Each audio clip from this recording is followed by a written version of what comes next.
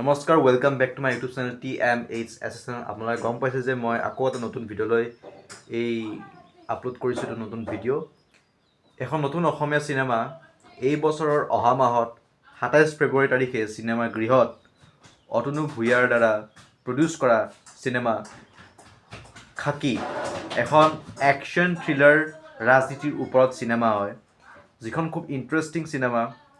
মানে এনেকৈ ৰিপৰ্ট পোৱা মতে আজিৰ দিনত ঘোষণা কৰা গৈছে চিনেমাখনৰ ৰিলিজ ডেট এখন মোশ্যন পোষ্টাৰৰ যোগেদি। আপোনালোকে চাগে স্ক্ৰীণত পোষ্টাৰখন দেখিবলৈ পাইছে চাগে। গতিকে এইখন চিনেমা এই বছৰৰ অহা মাহৰ 27 ফেব্ৰুৱাৰী তাৰিখে চিনেমা গৃহত ৰিলিজ হ'ব গৈ আছে। এখন ভাল থ্ৰিলাৰ ৰাজনৈতিক চিনেমা।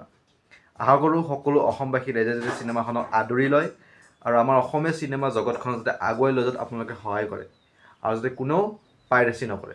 ধন্যবাদ।